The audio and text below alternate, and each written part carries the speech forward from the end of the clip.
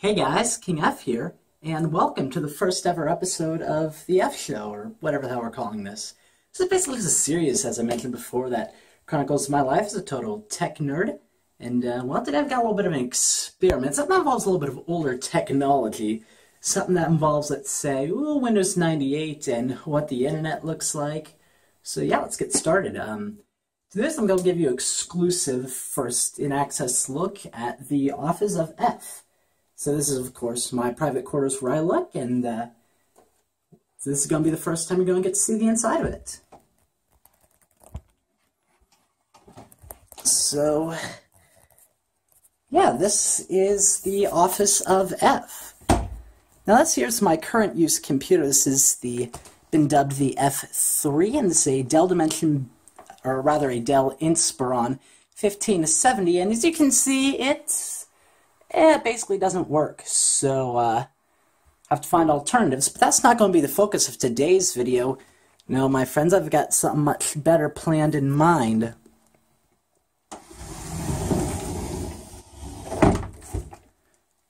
So what you see before you down there is the F2, a Dell Dimension B110, and allow me to pull it out for you.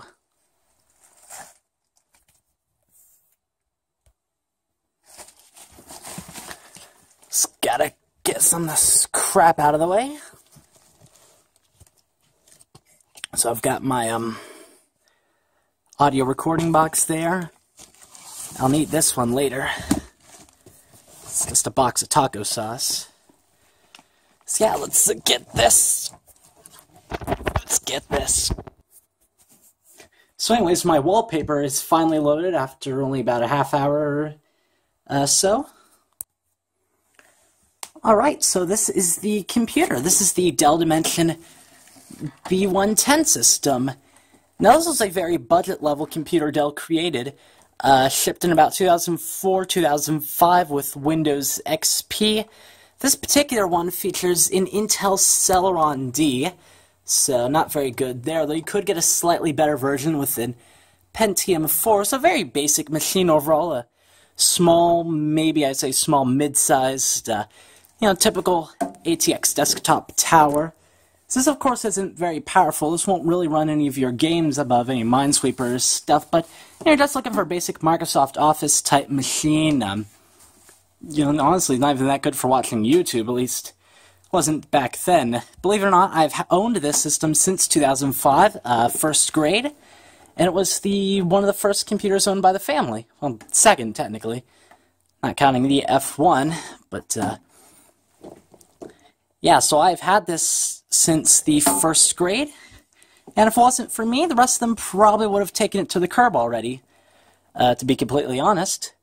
But today I'm going to be doing a little bit of an experiment, resurrecting it from the dead, but downgrading from XP to 98, which, although definitely not as secure of a system, still being DOS-based, and the whole NT conversion with XP, that was really nice, but perhaps the much lower overhead can allow me to squeeze a little more performance out of this.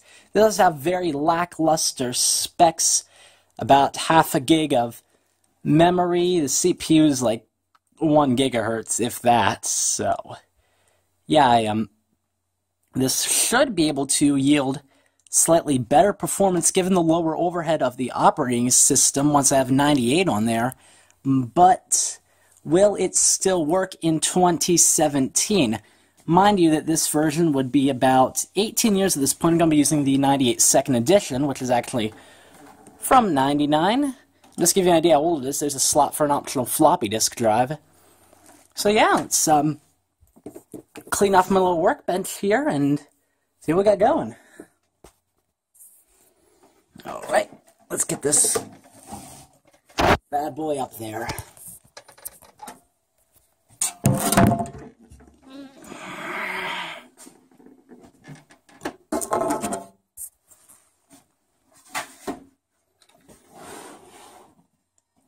And oh yeah, in case you're wondering why I'm used to filming, this is my cell phone, the LG G4. So, oh, there's the lens. Yeah, and what is shadowing it? Oh, myself. Alright, so before we install Windows 98, there are a couple of changes I would like to make to the hardware inside of this. Now, for those of you who have never seen the inside of a computer before, it's actually not as intimidating as it might seem. In fact, I'm going to show you right now. Most desktop computers are going to open from this side. This one's got a little catch. Sometimes there's little thumb screws or stuff. Side panel just kind of comes off. And there we go. Now what you're looking at here is really no different than any modern computer you would look at, albeit this one being well over a dozen years old, but mind you that most computers still continue to use it. This is known as the ATX form factor. This particular one being more of a mini ATX, but most computers are still basically laid out the same, albeit a few different connections, like thinner cables, not the thick-ass ribbon cables we got here. So actually a little bit easier, and to be honest, you hear about these people that build their own computers, it's really not as difficult, especially these days. It's almost impossible to screw up, first of all. Basically, if the plug fits, it works. Now, back in these days, it was a little more difficult, a little more configuration you had to do, a little more things you had to be careful of. Definitely not as bad as it was in the 80s, that is for sure. So let's take a look at some of the components we got in here. So this is just their power supply unit. In AC, voltage comes into there, and it converts it to DC voltage, which travels along these power lines that are individually hooked up to each component. Beneath this screen shield is part of the cooling system. There's a fan, and there's a big metal block fluted under here known as the heatsink. Now this big shroud here isn't normally seen in most computers. In fact, there's normally a dedicated fan attached directly to the heatsink. And under that is the processor chip, or the CPU, and this would be the Intel Celeron D we were referring to earlier. Some might call it the brain of the computer, and if it's the brain, then this big green part down here is the spinal cord, aka the motherboard, sometimes known as the system board, the main board. That's another heatsink there, a much smaller one. So in most modern computer systems, the majority of the functions are actually built into it. Your sound processor, oftentimes a video processor. To give you an idea, the ports on the back of your system are all soldered directly onto the motherboard. So these are all functions that are essentially built into it. And let's see what we got here. So we have an old serial port, that green one. And serial is a very outdated form that was popular before the USB. We got a parallel now known as printer. That's our old VGA, the blue one for monitor. And we have old PS2 connectors for keyboard and mouse. Now, PS2, not to be associated with PlayStation 2, that was actually known as, came from IBM's Personal System 2 model. In fact, a lot of things we take for granted today in our desktop computers came from early models such as popular IBMs. In fact, one of the first ones was actually called the PC, or personal computer, and many other earlier models made by other brands were actually marketed as PC compatible, as in all these components are rather interchangeable, because a lot of this does follow a standard form factor and uses standardized connections. Of course, you wouldn't use any components now that are compatible, but yeah, that's the idea. They want to use off-the-shelf components to make a relatively inexpensive machine, and people followed suit. They made really no patents because most of the parts they didn't even make. So that's where PC compatible came from. But anyways, the point is all these ports on the back are functions built directly into the system's motherboard. Now, it's not saying it has all functions. Right there, we have an example of an expansion card, and it plugs into one of these slots. These are PCI slots. They've had different ones over the years. This has been replaced by the PCIe. And what these do, these are just little cards that pop into there and add extra functionality. And you'll see on the back of your system, they're the ports that appear down here. This one is a dial-up modem, and this was included with the computer. It's nothing I would use nowadays. In fact, I could, if I wanted to, pop that out and buy myself an aftermarket Wi-Fi card to put in there, or I can put in any of those other slots if I wanted to have both at the same time for whatever odd reason. So up here we have the CD tray. It's very easy to install. It's actually a box, all pre-built, and there's only a couple of wires, the power cord and the data connection, and the newer ones use even simpler data connections than this. This part in the middle is actually for you to connect a second one. You see there's room up here. In fact, that was a fairly popular practice back in the era that this was made, not so much anymore. And here we have our hard disk drive. Similar case going on with it. Now you might be wondering what all these excess power wires are for. These are for extra accessories or hardware that you like to add. Like I said, you can add an extra CD drive, maybe an extra hard disk drive. Floppy disk drive was actually an optional from the factory on this one. But that's enough about that. I would like to add some hardware to this. So what the deal is that I don't want to mess up my Windows XP installation on this. So what I'm going to do is I'm actually going to add another hard drive to this system. The idea being is that you can actually install more than one operating system on a system. In fact, I've done that with both of my laptops. I have Windows 7, 8.1, and 10 running on that. And I have 7 and 10 running on that.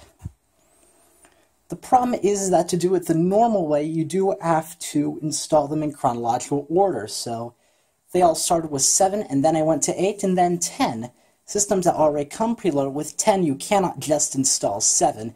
You'd have to uninstall 10, and then do it 7 first. Of course, there are other alternatives to get around that using some aftermarket software and some little hints and hacks. But I'm not going to take the risk of messing this up today, since I still have crucial data on here. It's just as easy to remove this hard drive from the equation completely and start completely fresh. On top of that, I'm also going to be adding a floppy disk drive to this. Reason being is that some of these older systems like Windows 98 often had a floppy-based startup disk, and what that would do was allow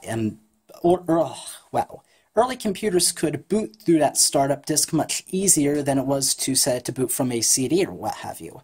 So of course early operating systems, as we know, installed strictly from floppy disk, but nowadays what it is, it came on a CD, the main operating system, but a startup floppy, the computer would load that, and the floppy would basically have your little setup menu, and it would redirect it to the CD for the data files. So the hard disk drive I do have stored up here in my spare supply stuff, and it is a little crowded, so I am going to get some of this junk out of the way. I've got my Lego set, that's SpongeBob, and used to be obsessed with that show as a kid. It's got a couple of Skinomi SkinTech screen protectors. I use these on my LG G4. They are very nice. Redesigned it slightly partway through. Was not as happy with it, but it still does the job. I'm not sure what this is. Now here,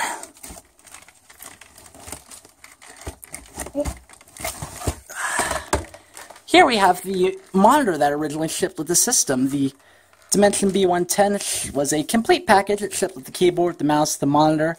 It was nice that it included a flat screen. That's nice for 05. Pretty real resolution. It's a standard def. It's a full screen. So it's not going to be as nice as this one over here, my high def. It's actually a 10 by 19. But yeah, so this is just going to kind of be in the way for now. So, and I actually lost the power cord for this one, so I will do us all a favor and get it out of the way.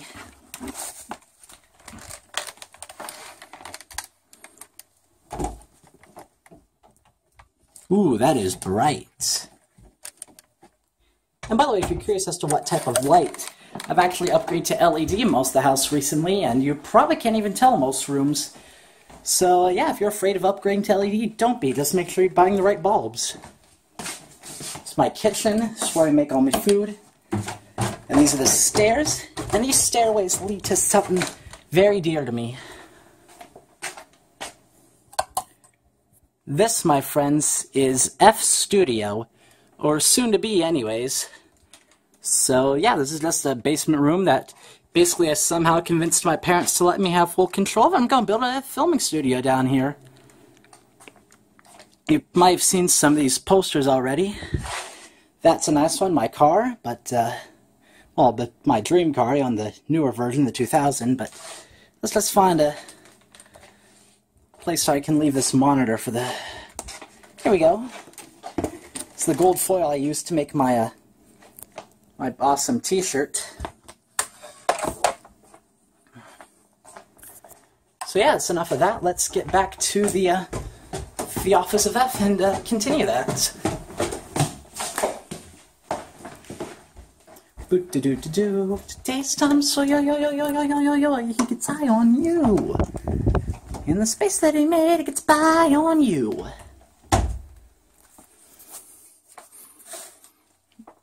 Alright. So I've got this box here. And of course, this is so much stuff up here. I've had to repurpose boxes for what they weren't intended for. This is, of course, what my one red TomTom shipped in. It's a nice little drum set that I kind of made-ish myself. Ish. As in, bought each individual piece off the eBay or what have you.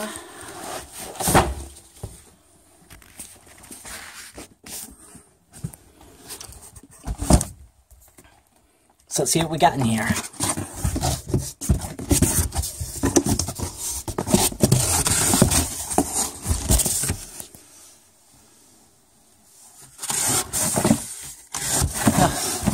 Silly me, not the right box. Yeah, I gotta clean some of this out. And this is one of the reasons I'm gonna build F Studio, just an outlet to keep my junk.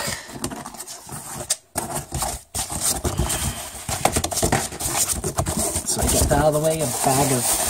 I think this is trash, to be honest. A floppy bracket. And this is the hard drive. So I bought this on the internet. This is a new, I guess you call it new old stock. Supposedly never been used. It's,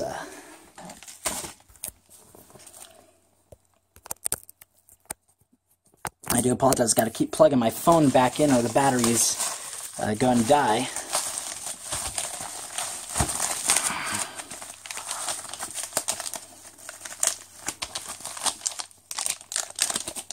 So we see it's got this weird grayish, kind of clearish plastic, and this is actually static protective. Sometimes the exposed circuit boards can be very sensitive to static electricity, and that can cause severe damage. In fact, when working on the inside of your computer, you should typically wear an anti-static wrist strap. Now, these components are a little easier to handle. It's mostly the exposed circuitry you gotta worry about. As long as I just handle this like the covered up parts, it's gonna be perfectly fine, no big deal. So I'm not too worried about it, but if I was gonna completely tear the machine apart, I definitely would. I'm holding my camera upside down, ain't I? No? No, that was right. See, I'm going to cut this open. Alright, so I finally got it out of the plastic. So this is a Hitachi Desk Star 80 gig. And this is the hard disk drive. Now the way this works is there are a series of platters inside of here, magnetic spinning platters, and some actuator arms with read-write heads on them. In some ways, almost kind of looks like a little turntable, a record player, you know? These are being quickly replaced nowadays by the solid-state drive, but this is actually an old-fashioned one. It's got this 40-pin IDE connector. This has been replaced by a 7-pin SATA connector in more modern applications. So that's what this big connector on the left edge is here. The one on the right is the power connector. This is a 4-pin Molex, and this is still commonly used for accessories, lighting, what have you, but they made a power connector specifically to go with SATA. And that thing with the white parts in the middle, that's where your jumpers are. Now this isn't something you have to worry about on modern hard drives with the SATA, but this is something you have to worry about with the whole thing. Remember how I showed you that cable earlier that had a second connection? these hard drives use the same thing, and I can link up two to the same cable if I had the correct cable for it. But I would have to set this. Now what this is, sets it between master and slave. And that'll determine their controller priorities. What you would do is one would be master and the other slave. Typically the master would be on the end of the cable, and if one of them is your boot drive, that would be set as your master. Now in this case, there's also one called drive select, and that's sort of an automatic-ish thing. You basically have to make sure everything's compatible with drive select before you use it, and often there's a single setting, which is what I'm going to use. So yeah, what you have to do, those little white caps are called jumpers. They basically short two pins, which sets the settings, and there used to be a hell of a lot of those on the motherboard itself, and that's how we configured it before BIOS came with CMOS. So you just have to pull those off, reconfigure them as per the diagram. Alright, so what I'm actually going to do now is move this computer down here where I can connect it to my existing monitor and mouse setup. So I'm going to go ahead and move a couple of things. It's a Weird Al's latest album, Mandatory Fun. Just going to leave that there for now. Alright, so what we're going to do now is disconnect the power and data cables. So I'm just going to pull that straight out. Come on. Yes, that's the power cable. And now the data cable, this one has a little blue pull tab on it, and you should usually use that if that's available. Now, I do have another one of these brackets. This is designed, you can hook up another one, and the alternative would be, since I'm disconnecting this hard drive completely from the system, just take it out, bolt the new drive in place. But as this is going to be a temporary solution, I don't really find that necessary, so I'm just gonna, prop that up jankily like that. You do have to be careful not to short out the circuit boards. That's why I have it like that. There's probably might have to set the drive inside anyways, so.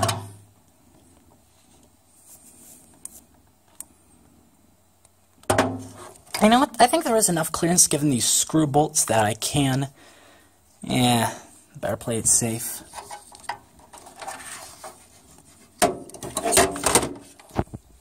So I just kind of loaded that in there like that. So now the data cable goes in. Have this backwards, so it might get a little twisted up.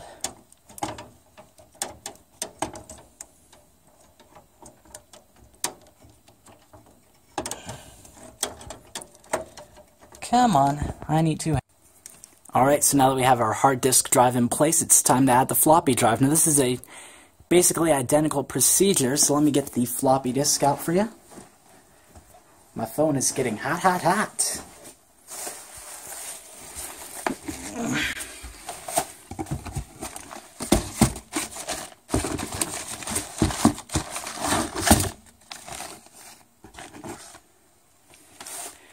Right, so this is our floppy disk drive. Bring it to the light here for you.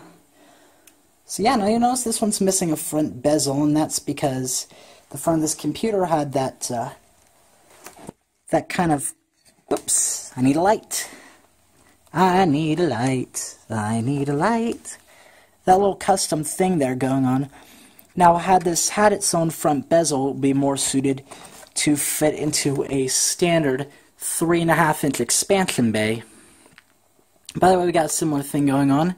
Notice there aren't really any jumpers, and that's because these things are just a little different in their signaling. This was a 34-pin connector for a floppy, and you notice that 4-pin Molex connector.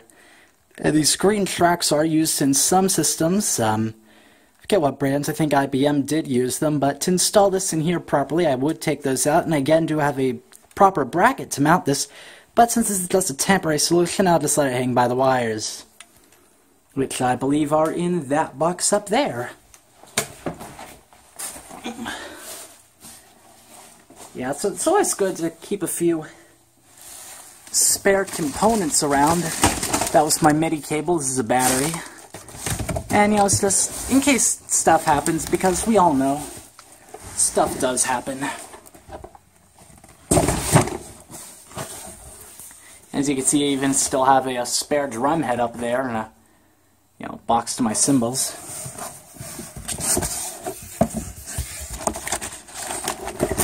And of course I have all my spare network wires running everywhere, but this is our floppy disk cable. Now you notice this one looks a little different other than just being smaller. It's kind of cut in strips down the middle and wire tied together. Now this is something that was designed to improve airflow, because as you can imagine, these thick-ass cables would kind of get in the way of air going from the front of the chassis to the back. And this is of course a cheaper solution to it. Other ones were more nicely sleeved, but again, not really a problem with today's cable systems. Another thing you'll notice with these though is there is a twist in it. Now the twist will always go towards the floppy disk itself, never against the motherboard. And notice that this one is only for a single floppy disk, much like the hard drive cable or the CD drive cable. You can get ones that will let you hook up more than one. Some of them do have more than one connector in the middle of them, but that doesn't mean you can connect 3 or 4. Occasionally there are different connectors, edge connectors, these connectors, so what they did with those is they would include a couple of each connector just so you had that versatility, but that doesn't mean you can actually hook up any more than 2 to the same controller. And in fact, most motherboards only had one built-in controller as well, so you'd probably have to add an expansion card, like that one that I was showing you earlier. Now this one, the modem, you know, it doesn't have any internal connections, it's only out the back there, but they do offer other ones that do let you connect more inside, including the floppy disk, the hard disk, and of course nowadays most motherboards no longer support the floppy or the older IDE hard disk or CD drives. So if you want to use those legacy devices, they'll be called nowadays, you would have to find an appropriate expansion card for your system. So we do have to identify in here the floppy drive socket and plug our cable in.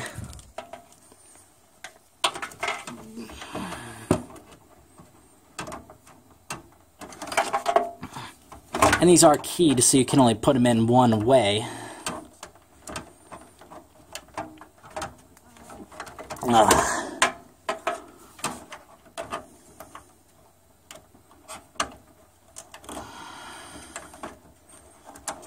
Wait, do I got it? Oh, I got it. Yes. Alright. Again, the twist end goes towards the side of the floppy. And what I mean by keyed is it's got a little tooth there.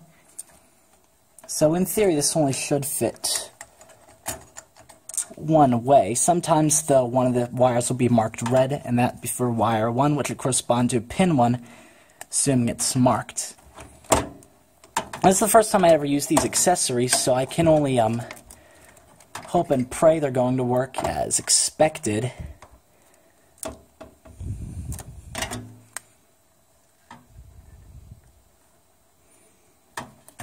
I'm not even sure which way the Berg... this is called a Berg connector, by the way.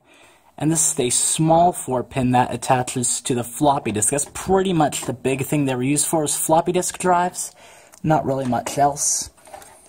One of its most notorious flaws is that it tends to be very loose and come off easy, so I would more recommend having this properly mounted. Even though we're not doing that, the hard disk drive will be okay, but this I would properly mount. You have to be very careful with these, as oftentimes the Berg connector on the wire is keyed, but not quite the socket on the floppy.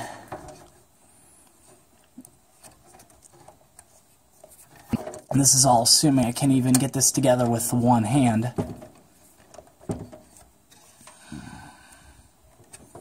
Which I'm not sure I can.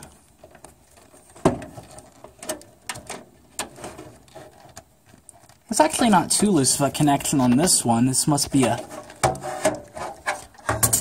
kind of a good design here, but yeah, that's all the hardware I'm going to be adding for now. I do actually plan on putting this together properly later, really sprucing her up, but that's all I've got for now. So, now I'm going to get my materials ready. So, I'm going to be using this. Guess I'll have to clean that up. This computer, the F3, or rather, I'll be stealing the monitor from her. So I'm going to log on, and I'm going to set the system to. I actually have no clue what happened there. I click the arrow and it's just off, so I'll let you know when something happens. But basically, I don't want to mess up my graphics settings by disconnecting my other monitor, so I'm just going to shut her down first, then plug the monitor and mouse into that, and I'll have to, you know, while I'm at it, I will dig out the old keyboard. This is also the original keyboard that had shipped with the system. I'll just leave her sit there for now. I really can't move it far from the desk with the monitor situation. And out here, of course, I've got my disc library. Got a few books, got a few CDs, DVDs, mostly Rush, a few cassette tapes, a little bit of video equipment, a couple of tapes, a couple of videotapes. That's this tape here, and that one's got a really cool video. I can't wait to show you. But this is the installation disc for Windows98 2nd Edition. I mean, it's a copy, but I do officially own it. Believe me. And we'll come here to my assorted junk drawer, which should have my floppies in it somewhere. My floppy disks. Not to be confused with floppy dick. It's a broken one, and in case you've ever wondered why they call them floppy disks, it's kind of floppy. It's actually a magnetic type disc, much like tape that you would find in a cassette or a VHS, only in the form of a disc. Now, the different types of floppy disks they had before that, the whole thing was floppy. They kind of had like a soft paperboard case, not the rigid plastic of the 3.5-inch variety. They had 5 1/4 and like 8-inch ones before.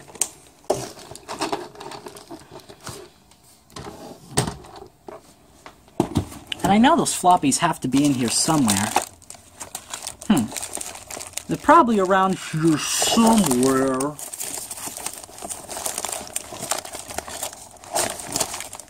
So yeah, give me a moment while I look for those. Alright, so I got my floppy disk.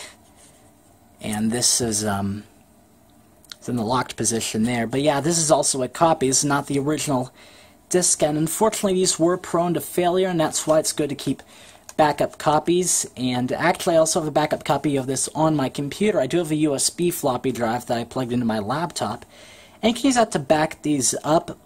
I forget exactly what it's called, but you can make like almost like the ISO file that you would make for the disk. So even if you do lose the original before you get a chance to make an actual physical, you can make a virtual copy of this and then later burn it onto a floppy disk, assuming you haven't waited so long they don't make these anymore. Or, of course, you could use that virtual file in a virtual machine, which would be pretty cool. So, one last thing we need to get is our power cord. Let's put the drawer back into the desk. I don't think that's even in there, right? But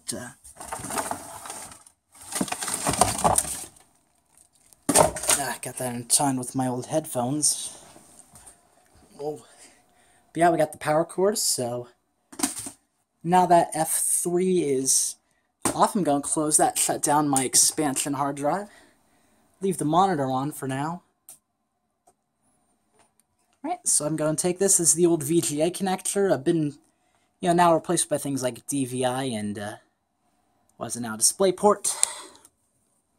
I'm just going to plug that little bugger into here. Normally would want to screw these in because it's really not much holding these in place. I actually took the screws out because there are no screw holes in the laptop.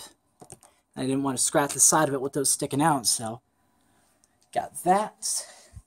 And I have the original mouse somewhere. I'm just going to reuse this one for the time being. It's just a cheap little $12 mouse I bought from Walmart, the On brand. It's pretty lightweight, and I've never really used it gaming much or anything, but it seems to get the job done, and it's lasted me several years so far, so I can't find any reason to complain. Of course, on here we have the option using an older PS2 mouse, but it actually included a USB mouse and keyboard from the factory, so those are just nice little options if you did have to use older aftermarket parts you had laying around. So I'm going to do that. Alright. Last but not least, the power cord. I'm going to look at that, make sure she's still set to 115, 120. Because if you have the, some of these are switched for multiple voltages. If you have it set to the wrong voltage, you'll really mess it up. And me being in the US, we're using a 115, 120-ish voltage setup. And see, I've got the 3-prong US grounded type connection.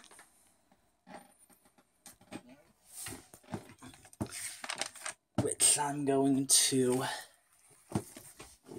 You know what? Yeah, no.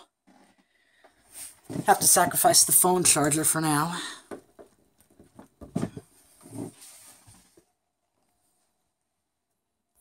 Alright.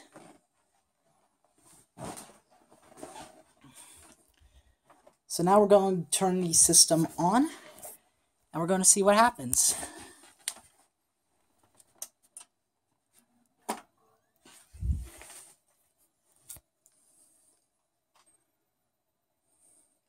Alright, so it's booting up. Dell, Intel inside. Strike F1 to retry boot. Strike F2 for setup utility. Alright. Now, one thing about these old drives is that sometimes you have to manually configure them to show up in the system. Let's see what we got here. I'm actually not familiar with this computer's BIOS. Ugh. Let's see, memory information, was I right? Nope. Yeah, half a gig.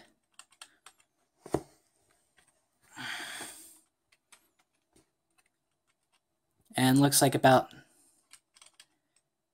I don't know where it's getting to, half gigs at.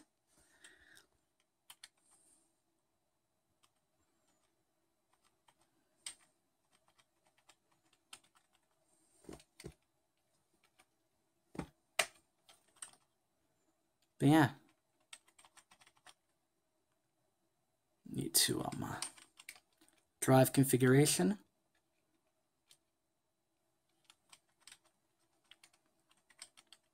So yeah, what you can see there, primary master drive, so I was talking about before. Now we do only have one, so it's still considered the primary, or the master rather. So you could typically connect up to 2 IDE drives in a system like this. Can support 2 cables and 2 per cable. So each socket on the motherboard would be known as, one would be a primary controller, one would be the secondary, and then we have the master and slave like I talked about earlier. Your best bet for your boot drive, aka the one the OS is on, is to be the primary master. And if you are only using 2 devices, your best bet's actually to hook them up separately. One is the primary master, one is the secondary master. Link them off the 2 separate cables, so they're not having to share as much data lanes as they would if they're sharing one physical cable. If you're installing 3 or 4, it's unavoidable without installing another controller in your expansion slots.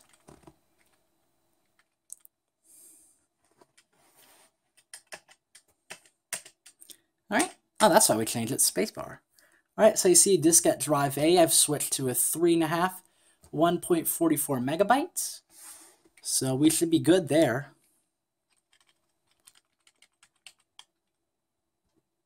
So yeah, I'm going to press escape to exit, save changes, and the system should reboot. Now sometimes the IDE drives don't automatically detect when you change them. Of course, I really didn't rechange them. I replaced one with another identical one, and it'll be formatted when I install the OS. But of course, on your newer systems with your fancy schmancy SATA, that's not really a thing. It's all automatic. So I've got to get my installation floppy and listen to her purr.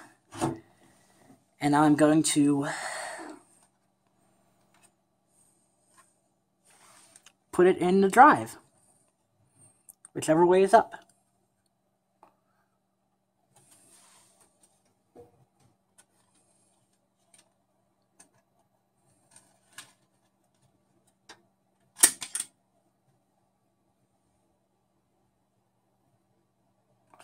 Now right away I'm noticing a problem. It's not spinning, which is not a good sign.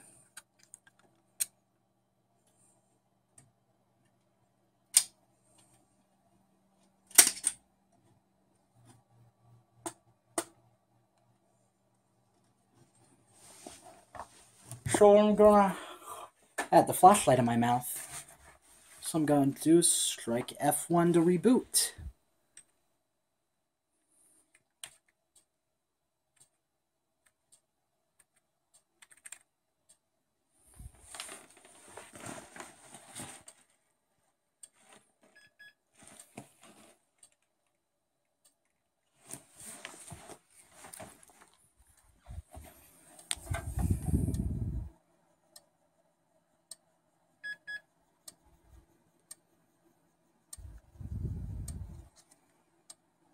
Uh-oh.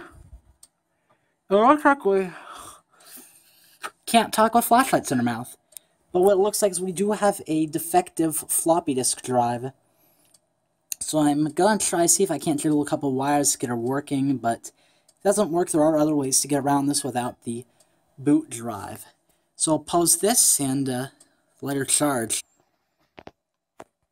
Alright, unfortunately, it would seem that our sad little floppy drive is DOA. And I don't know why this ain't focusing. Come on, there we go.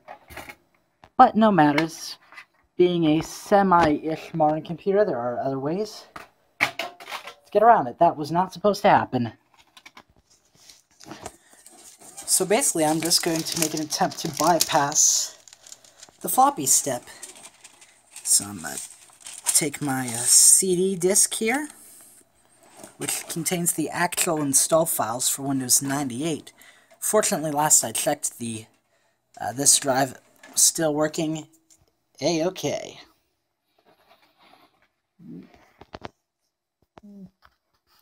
So I'm going to strike F1 to retry boot. It must have detected that there's a disk in there. There we go. See, that was actually too easy.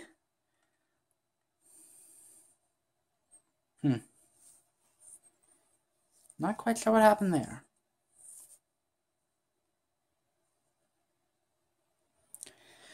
Let's try that again.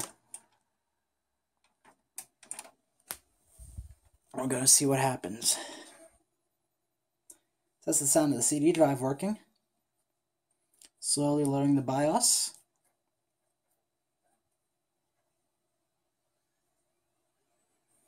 Oh, there we go.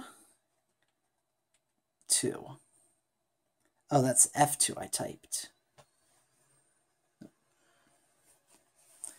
Right, start Windows 98 setup.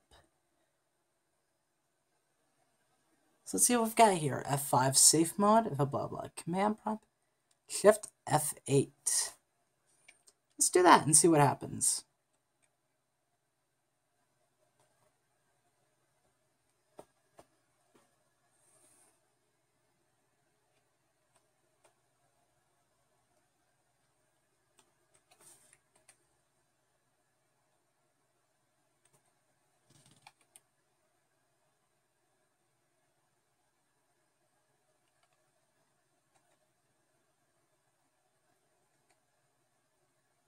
Yeah, that's not really what I was expecting, so let's try that again. And don't worry, at this point we haven't actually installed any files onto our hard disk drive, so Nothing will be corrupted in that process. It's definitely a super advanced thing that we got into right there. So I'm going to say choice 2. And I'm going to say 1. Drivers. Alright, so it's loading the drivers now. These are, of course, generic drivers, but generic drivers should probably work a-okay for some of the hardware we're doing. There we are, the Windows 98 setup. Welcome to Setup. The setup program prepares Windows 98 to run on your computer. Ooh, I like that. To set up Windows now, press Enter. Hell yeah. Configure on blah blah blah blah, yes. Alright, large disk support, hell yeah. Okay. Now it says the boot disk must be in drive A, which is our floppy. That's just because it's assuming the computer cannot automatically boot to CD. Mind you, this was made in '98, whereas I'm using a computer from '05 for this. So I don't really expect that to be an issue. So I'm going to go boot from CD again. Oh, and I pressed F2 again. Keep getting those buttons mixed up on this keyboard. So again, I'm going to go 1, and it should detect that it's already loaded some stuff from the hard disk drive, or at the very least, the space should be allocated. So that's why I'm loading it from the disk. The drive doesn't really have any true files on it as of yet. See there, it already knows what's going on. Formatting drive C. So what this whole formatting business is, it's basically setting up what they call the high-level format of the disk. Now the low-level format will be the physical layout of the theoretical zeros and ones on the magnetic platter, which you would never really want to read just yourself in only super advanced cases. In this case, we're doing a high-level format. This is the logical format, so it's laying out some things like the boot records and stuff. So this basically just tells the OS how to look at the files on there. It's going to allocate clusters and whatnot. Windows 95, or 98 rather, well, both technically use something called FAT32. Now, the early DOS systems use something called FAT16, or FAT, and the floppy disks use FAT12. FAT is short for File Allocation Table, which is basically like a table of contents at the beginning of the drive space. But FAT also could refer to the size of the clusters. It was very inefficient and wasted a lot of disk space, as you had very large clusters. Now, only one file could be written to each cluster. That doesn't mean only one cluster could have a file. A large file could take up several clusters. However, let's say something takes up 2.5 clusters. Well, all 3 of those clusters are now used up, even though one of them is really only being half used by the file. It cannot be used for anything else. So even though the file is only a size that would take up about 2.5 of those clusters, you're really wasting 3 clusters of space. And over time, that can add up. The FAT32 system introduced with the Windows 9X products does address some of that, as well as adding several new features, support for larger drives, more compatibility. So it does really improve on that. Of course, the NTFS, which was actually made before that for the Windows NT system, which was your more professional-oriented system, not necessarily for the consumer, but later carried over on the consumer market with Windows XP. That's really going to be your best bet in most cases nowadays. That's still what Windows systems use on the desktop. Now, that system wouldn't give me any compatibility with this. If I tried putting a modern hard drive in this computer that already had data on it, this would not be able to read it. On the other hand, modern systems are backwards compatible. So if I were to pop this drive into a newer computer that's already running an NT-based version of Windows, then it would be able to read this drive no problem whatsoever. And it can even write to the drive, since it's already in the FAT32 format. It can read and write like that. And so any files that I would create on the newer system onto this hard drive, I could put back into this computer, and it would work all the same. As far as that allocating space, that refers partly to the partition.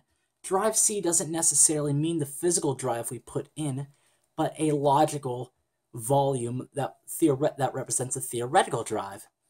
In this case, though, the whole drive is going to be drive C, so pretty basic, but you can get some more advanced stuff where you can partition it, and if we were installing multiple OSs per drive, that's what we would have to do, installing one on each partition.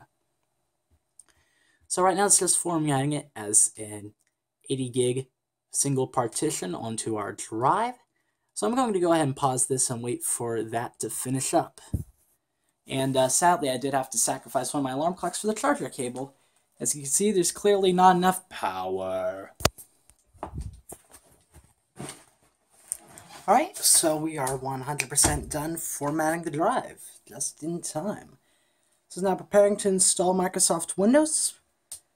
So yeah, just getting ready to perform a routine check on the system. So it's basically just going to scan the hard drive, make sure everything's all right on that. Now, unless this was damaged in shipping or a factory defect, should be okay, as this is, again, a brand new, unused hard drive that I'm using. So, see what we got here. Windows 98 setup, and look how that looks on this big-ass monitor. Welcome to Windows 98 setup. Congratulations on choosing Windows 98, the software that makes your computer more powerful, reliable, managing, and entertaining. With Windows 98, you can connect to the internet quickly and easily, and Windows 98 is even easier to use than Windows 95. Setup will take from 30 to 60 minutes depending on the speed of your computer. Now, there's two ways we can look at that statement. Bear in mind that this is a much newer computer, so in theory, it could have better specs. At the same time, this is a bottom-of-the-line computer from the era it was made, so probably more like a decent computer from this era. So let's look at the steps. Preparing to run 98 setup, collect information about the computer, copying 98 files, restart, setting up blah blah blah. And, watch here for information about Windows 98 setup.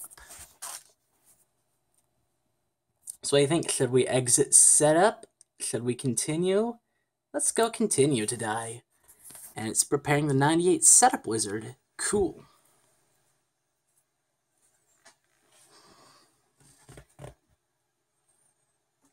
Alright, collect the information. Select where you want to install Windows. Yes, we're going to just leave that in default for now. We're not doing anything special here, really. Checking for available disk space. And you know what? That does remind me of one little detail I forgot.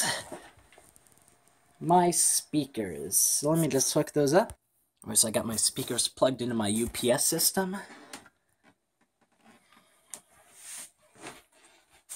Can't believe I forgot the fucking speakers. Of all things.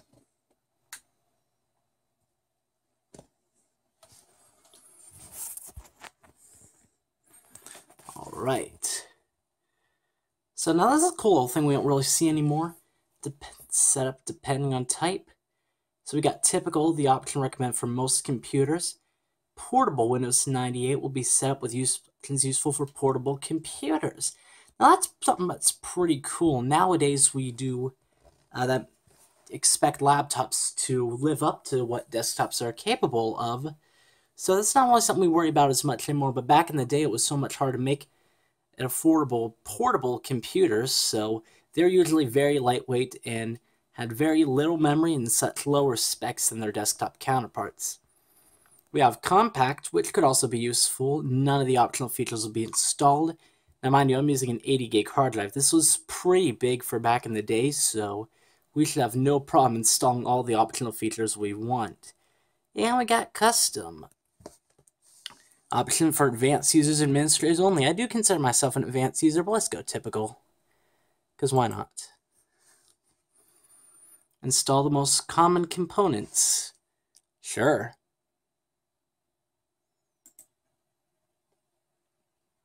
And computer name, Geoff34. Yeah. Now let's change that. F2 2.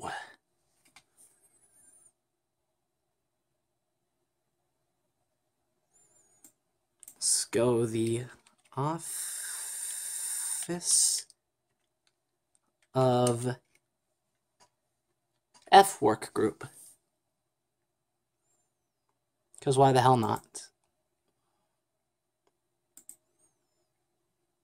United States. Welcome to Windows 98. Please sit back and relax while Windows 98 installs on your computer. During this automated installation process, you learn about the exciting enhancements to Windows 98. Nope, just got better. 98 helps you get the most of your computer by making it easier to use, faster, more reliable, more entertaining. Well, we'll just see about that. File copy progress, 7%. More innovative. This new release includes hundreds of enhancements and blah blah blah, like its predecessor, blah blah blah. Compared to Windows 9 XP, probably backwards step. Computer and the internet easier to use than ever before. Probably at the time it came out, although at this point it might be impossible. We'll have to see. Easier to get help. LOL, most of the people that know about this are dead. It's funny because I'm friends with a few people, well, Twitter friends anyways, who are computer nerds, maybe even more nerdy than myself, and to think that they were born after most of this, like, first of all, I'm much older than them, which is just weird, but to think probably my best friend was like 2 years old when this computer was made, and here I was in first grade at that time. It's like, Jesus, like there's things you really wouldn't know that I do remember. Okay, faster performance, I could tell this is just going way too fast. Like, how the hell do you read that?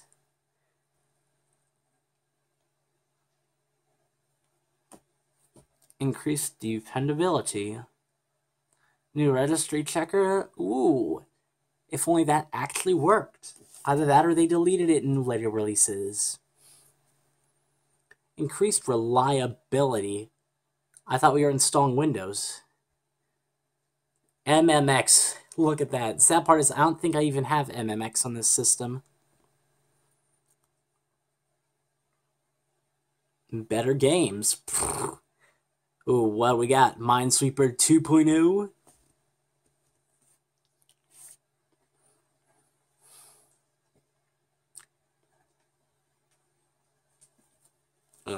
There we go. Support new hardware. Well, it better, considering this computer is like 7 years newer than this version of Windows.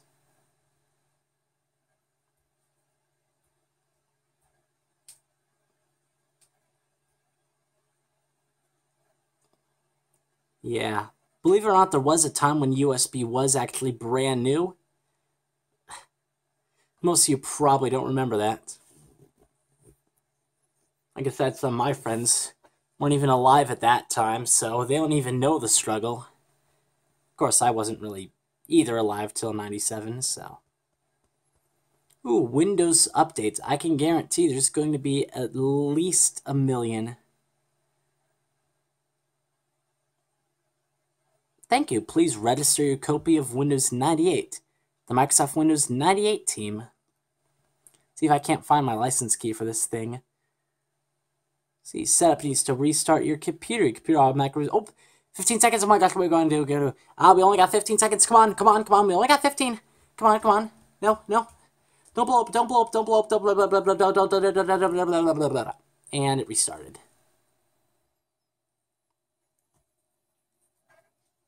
Alright, so loading BIOS again. www.com.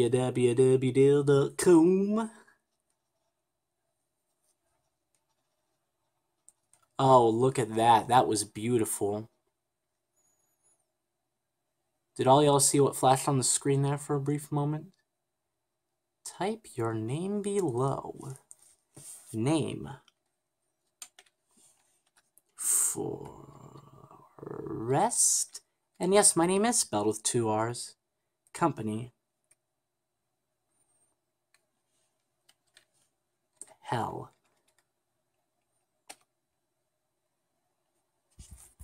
Alright. Now let's read this. The Microsoft Windows 98 Second Edition End License User Agreement. The End License User Agreement for Microsoft Desktop Operating Systems. Important. Read carefully. This end license is a legal. Oh, whoops. Fuck that up. Is a legal. Local law may apply. I don't accept that shit, but I gotta click yes to go down, so. Next. Oh, shoot. Skip that step for now. Oh, are you shitting me? Alright. Looks like we're going to have to go to slightly drastic measures. So I will, give me a moment to retrieve my product key. Found and put the product key in then, and this is of course a legitimate product key, so I'm not going to show it to you. Now of course one of the reasons they used to do it like this back in the day, if you've ever installed Windows on a newer system, you might know that you can skip this step for up to 30 days. And one of the reasons being is the online activation servers. Back in these days, not everyone was expected to have an active internet connection, so to activate over the internet wouldn't exactly be all that practical for everyone. So instead it was all internal, so the software itself would basically ask for the code to make sure it was legit, and usually you couldn't continue unless you had the product key with you. Of course, since you were usually installing from a disk back then and not just downloading it off the internet, you usually had it pretty handy if you had a legit copy with you. So I'm just going to click Next.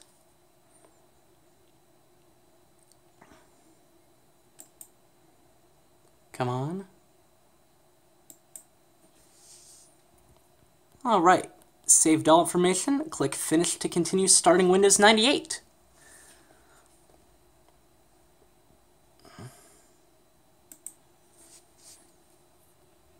Now initializing its driver database. Now mind you, this computer is definitely a bit newer than what this was made, so I can't guarantee that all of its generic drivers will work. Of course, generic drivers are never going to be your best bet anyways, if you can get the official drivers, which might be a little more difficult for given the age of this system. There are ways you can do it, but all in all, it should still be able to run anyways. It's not detecting non-plug-and-play hardware. So what plug-and-play is that's basically when you plug something in and it's ready to go. Like nowadays, any USB device, you plug it in, maybe give it half a minute if it's brand new, and it's ready to go. Well, non-plug-and-play means that you had to manually configure it. So you'd have to plug it in and go into your settings. The old serial was like that.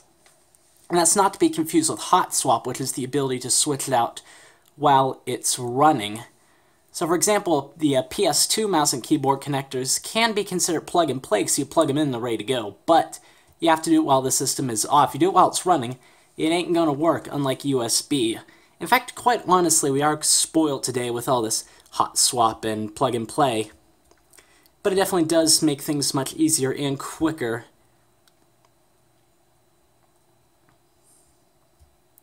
I will say, so far the speed of the installation seems to be nice. In fact, at this point I wouldn't be surprised if this does actually increase the performance of my system. And again, if I had to predict, that would probably have to do with the much lower overhead.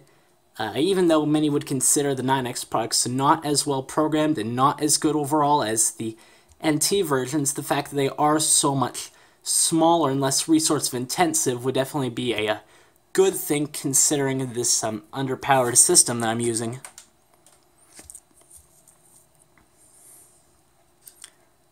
Alright, Windows 98. And I love that how every time it says this may take a few minutes, then it takes like a few seconds, so that's either they were being very generous with their warnings, or this is going to work out much better. And I'll be honest, if this was a computer that I still used every day, if I didn't have my newer laptops, and this did work out better, I might consider keeping it like this. So we're going to set the date and time. April 17th.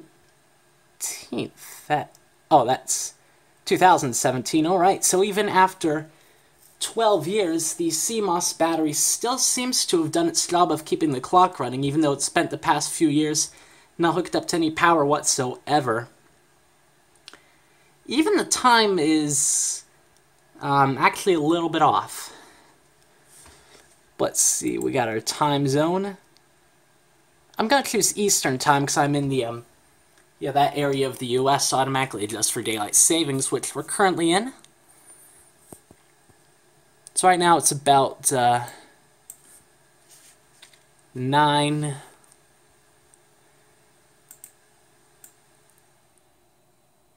I'd say about 39. And we won't bother messing with the settings. Or seconds, rather.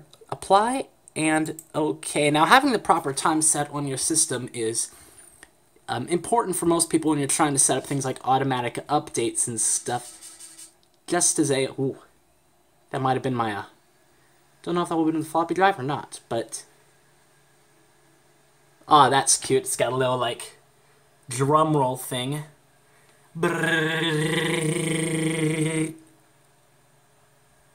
Yeah, it's my drum roll impression, so. But either way, back to the time and the updates. Just as a security measure, a lot of those servers do require the time on the system to be accurate.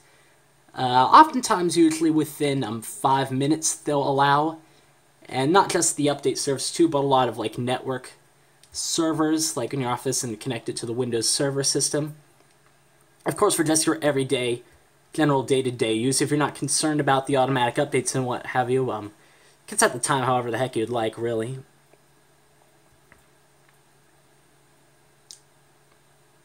So yeah, we're updating the system settings.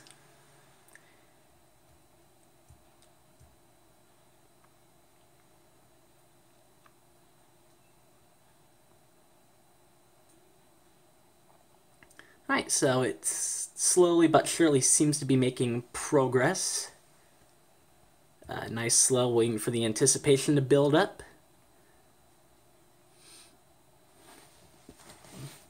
And you know what? I'm going to turn my speaker up just because... yeah.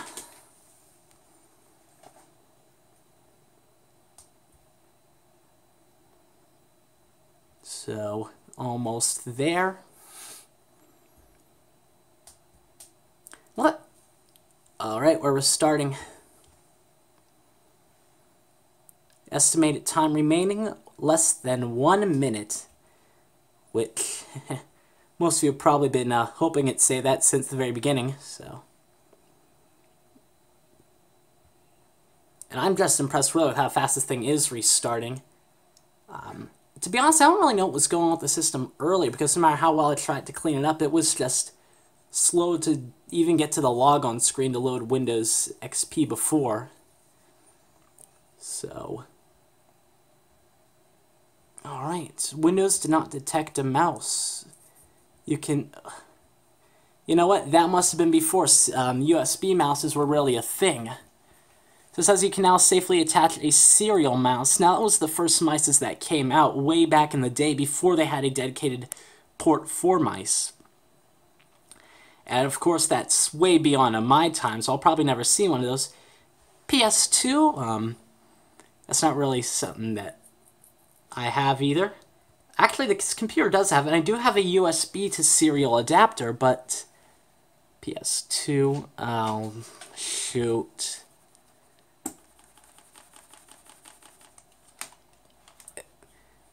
So this is interesting. My USB optical mouse was working in the setup menu, but now it's not. If worse comes to worse, I do happen to have a little adapter, if I can somewhat just find it. Yes, this is a USB to PS2 adapter. So basically you just plug the mouse into here, and plug this end into the computer. Now again, this is not hot swappable, so I would have to restart the system as it does mention. Fortunately, the keyboard works. And to be honest, even in the newest versions of Windows, you can actually still do a lot with just the keyboard. which is really nice. And mind you, in the early days, the mouse was basically optional. So I got username, password is going to be very long and complex.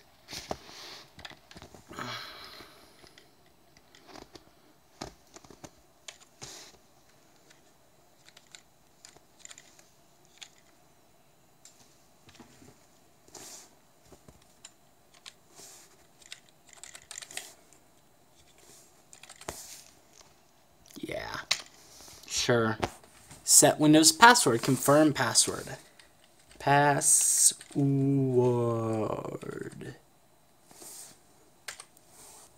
Alright, so we're updating system settings. Now mind you, if I was serious, I would have set a much more secure password on that. So this is just a little temporary thing that I'm doing for now.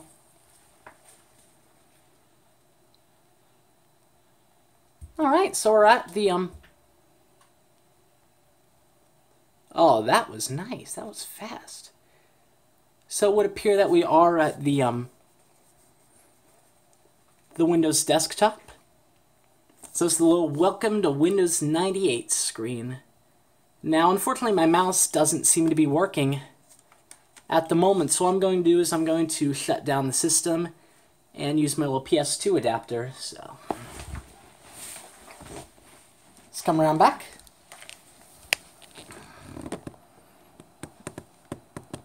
So I'm going to disconnect my mouse. I'm going to install the adapter. Now, USB did exist back in these days. I believe Windows 95 Revision B is the first to really introduce USB support. So 98 Second Edition, which also has much better plug-and-play support, should be able to handle this no problem. It might just be a matter of getting the appropriate driver set up, as at the time mouse and keyboards weren't really using that.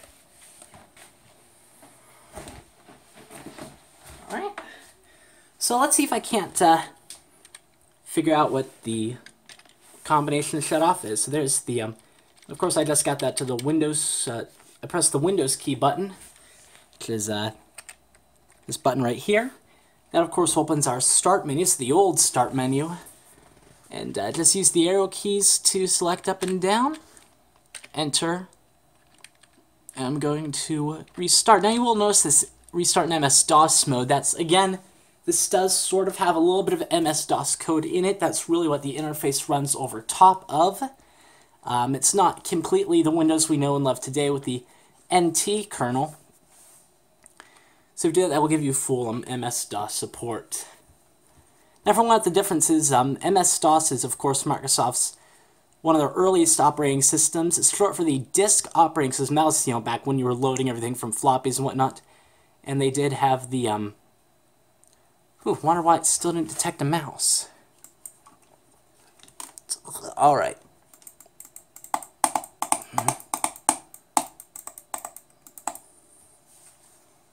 Alright, so would it appear,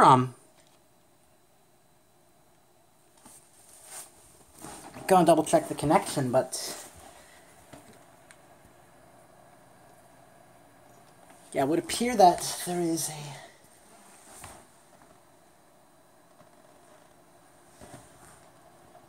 another problem with the mouse. So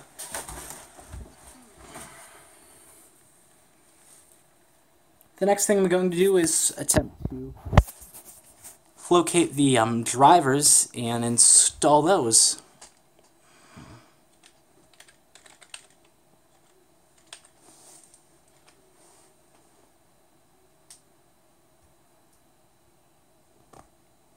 Alright, I don't really know what's going on there.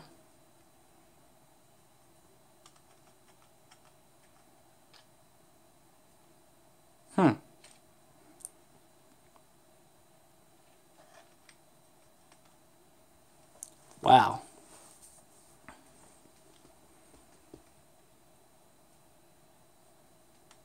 Alright.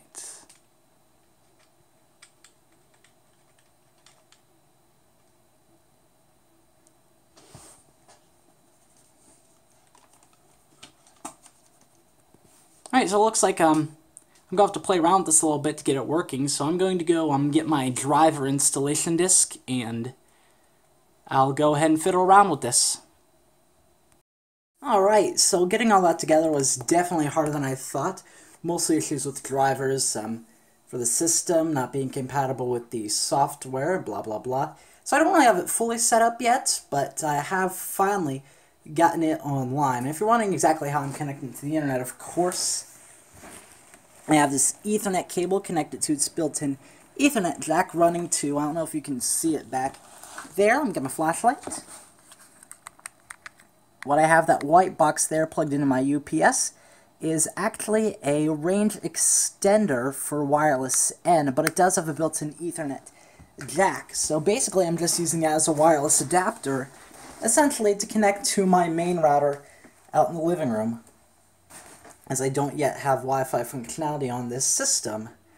So ultimately the graphics drivers aren't quite set up yet. The colors are a bit off. It's definitely not the right size for the screen. Problems with audio drivers. Interesting issue with that. The first time I installed it, it seemed to work, but then a couple restarts later, the system would just blue screen. I couldn't do anything about it. Resorted to completely reinstalling Windows, and since then the driver would not install without blue screening, but after that, rather than just blue screen endlessly, it would detect the driver was an issue and just not try to load it. But we're going to see what it looks like now. So either way, the system is connected to the internet. This does include a very old version of the Internet Explorer. So let's just open it up and see what we get. Click that old blue E. Let's full screen this. Alright, so it seems to connect no problem. We do get to msn.com by default, of course. It does look very messed up on this. See what a popular search engine looks like, shall we? Alright, so that's google.com. Very big, as you might see. Definitely not the right size. A lot of the colors are very flat, dull. Yeah, auto search doesn't seem to do much. But let's see what it comes up with.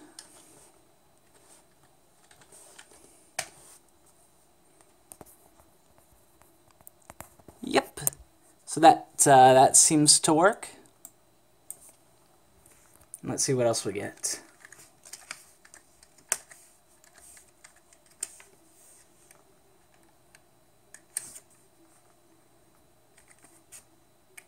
Trying to type with the wrong hand, let alone one hand.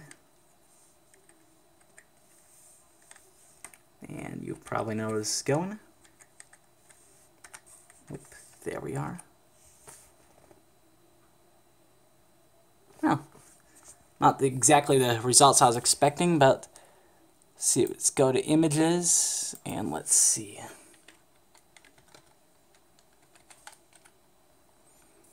Yeah, colors are definitely a bit off. It's probably more or less a driver issue. So yeah, it's basically just a glimpse into what I wanted to work better, what didn't work. Basically, the results of this experiment were we're going to need some work, but I mean, we're definitely not going to leave it there. Definitely not. So yeah.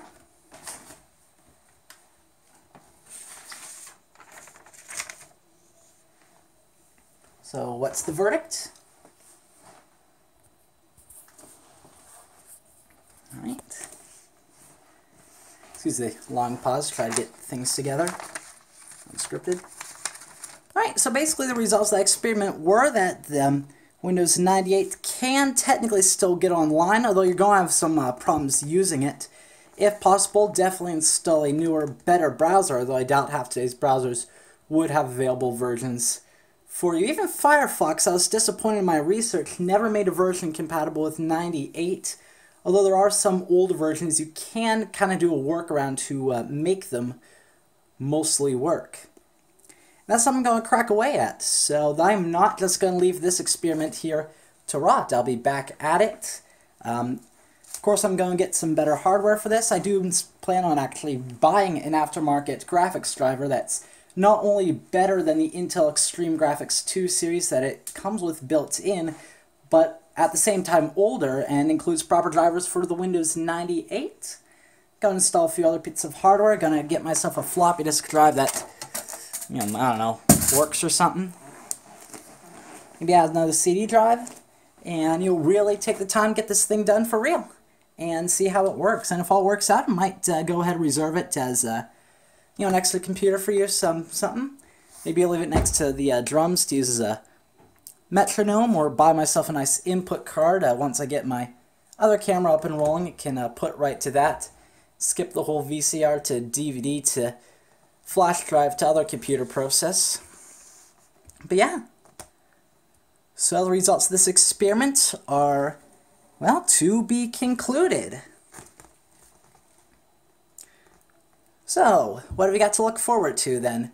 Well, I can guarantee this is not going to be the last you see of me. Coming up next, you see there I'm probably also a big music lover, as you would guess. So that's what I'm going to be focusing next on. Kind of give it a little bit of variety on my channel. I'm going to be taking a look at pretty cool stereo that I own, and why that's really the only piece of technology I can actually get to work for me. And I got some other cool stuff coming up, just, some weird, wacky tech experiments, they're weird shit. Again, I'm going to be, fixing this thing up a bit. And gonna clean this place up, maybe even build a studio in the basement, as actually I do have. If my mommy and daddy are alright with that, that is.